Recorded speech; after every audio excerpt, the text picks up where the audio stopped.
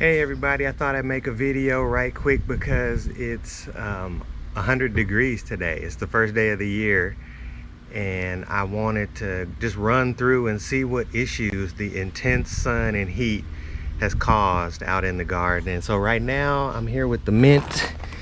You see mint I planted in a shady area, and this mint is way overgrown. I need to trim it. You see it's going to flower right there, these little flowers. And so I've already harvested this, so it's kind of a little bit beyond harvesting, but it still smells lovely. And since it's planted kind of in a shady spot, here's some spearmint. I'm sorry, this is spearmint, this is peppermint. Here's some peppermint. I need some more peppermint. Actually, I might harvest that. Another video for harvesting. But since it's in a shady spot, it's doing okay.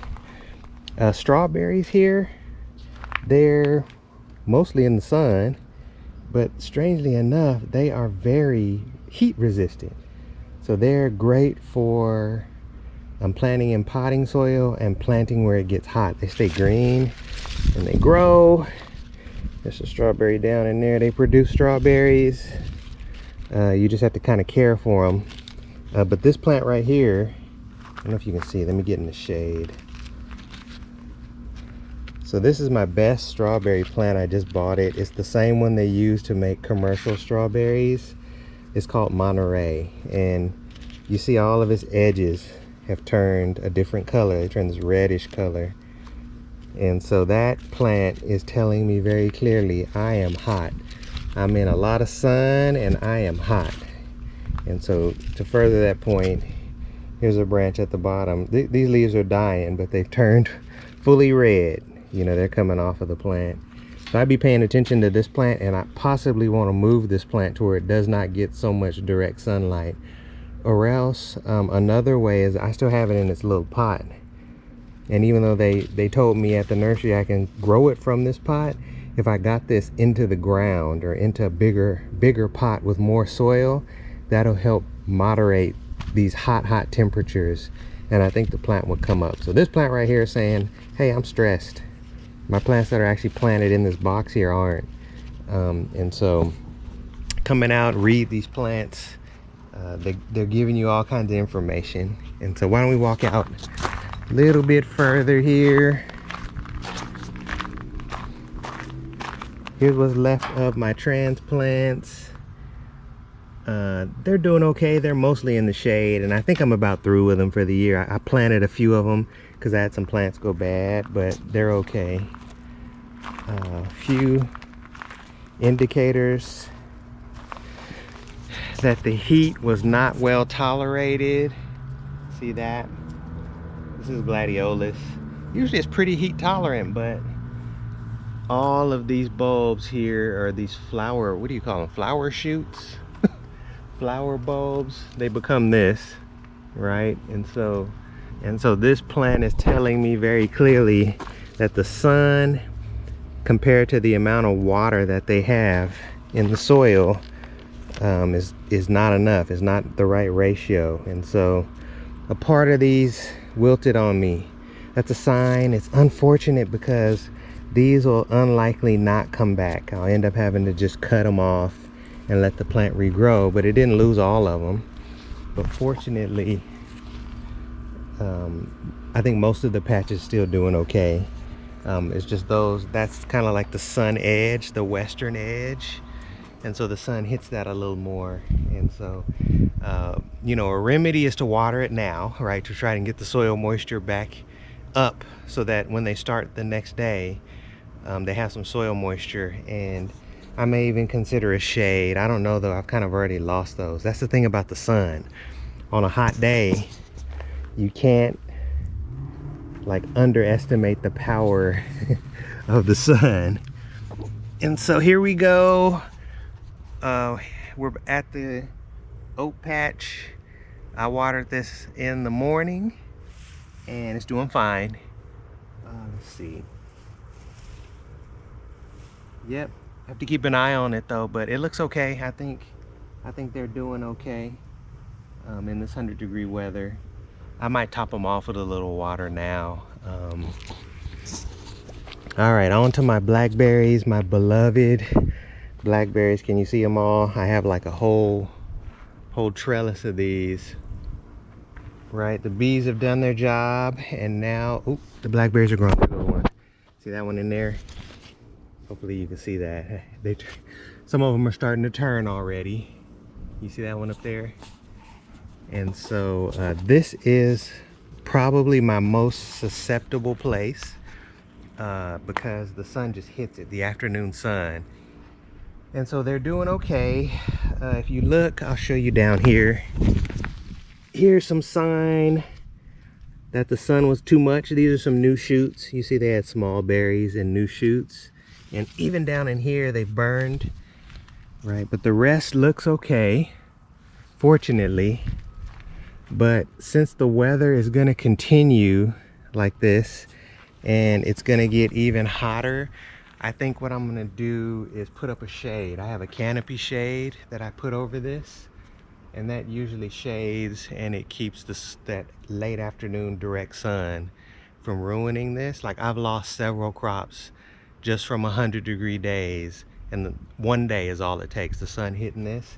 And so you have to be on, watch the weather 2 or 3 days in advance and be on alert when the weather's going above 100 degrees with these blackberries. And I just shade them, a shade cloth, a canopy, anything you have that you can get a full day of direct sun off of them, or that late afternoon sun off of them, will be very helpful. Okay, why don't we look around?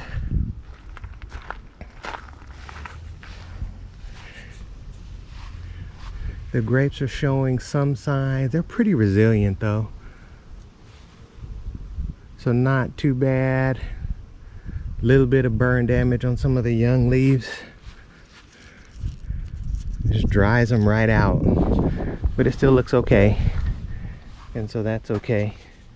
Grapes are wonderful. I'm gonna have to do a video on grapes because you see, just lovely, right?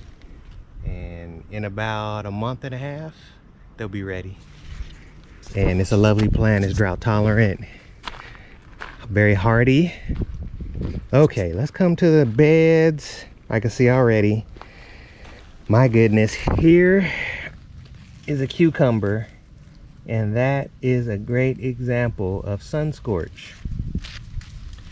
Even though this cucumber is for the most part healthy, the sun has damaged it just a little bit. You see up here, that's the sun just burning the plant until it's gone, until its leaves dry out and die. And so that plant had a little damage to it. I'll make sure these get watered, and I'm gonna shovel in some more mulch, I think, on these plants just to help insulate them a little better. But the others I think are okay. Yep, my tomatoes are okay here. My heat tolerant one, of course, is doing okay. And my zucchini plants, they look healthy, like the sun didn't affect them. And so that's good. The pot garden. And so this pot garden was watered this morning, and I also came out and watered it in the afternoon just because it was so hot. So kind of a normal watering schedule. And the great thing is that I put these, my dog was chasing something, I looked away. I put these in a spot that gets afternoon shade, so they're kind of near the trees, and so they get a good 6-7 hours of sun, and then they're in the shade. And I think that's made a big difference, right? Because I don't see any sun damage to these.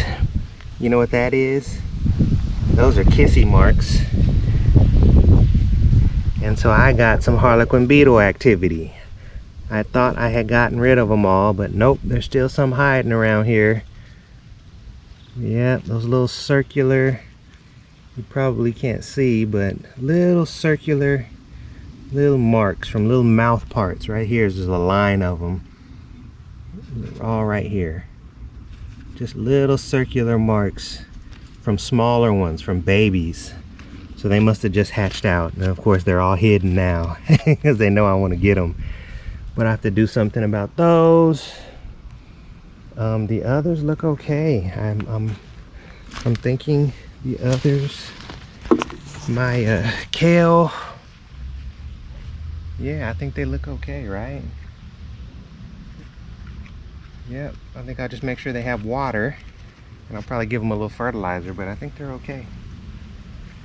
It's good that they're in the right spot, and the great thing about pots is that if you needed, you could move them. So in a day, you could move your pots to a shadier spot or a sunnier spot.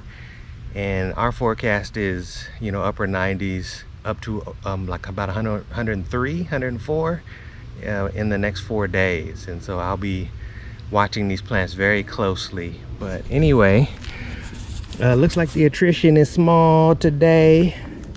First 100-degree day of the year, but I must take action, and I must take action. I must put some shades out. I have to make sure the soil moisture and my watering is gonna be sufficient for the hot weather, and I'll need to come out 2 to 3 times a day to check on the plants and make adjustments so that I don't lose a crop.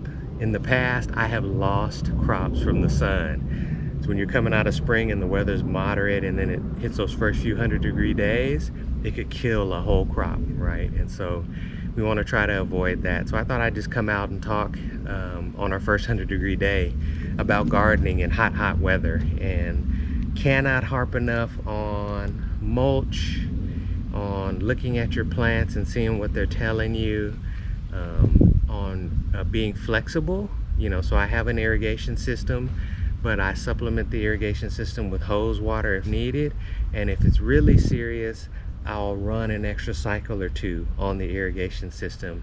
And you have to do all those things, and if I lose a plant, I still have a couple of plants that I can replant and just manage it kind of like day to day, week to week. When the weather gets back down in the 90s here in Northern California, it's usually not so severe, but it's when it gets over 100, especially the first time. And so with that, I'll close the video out. Wish you all well and good luck, and pay attention to the weather now. It's that time of year. God bless. And where you going? Short.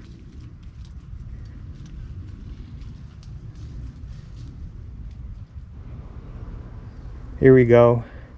I had to rush and get some peat moss mulch in. It was the only mulch I had, but some is most certainly better than none when the heat comes in.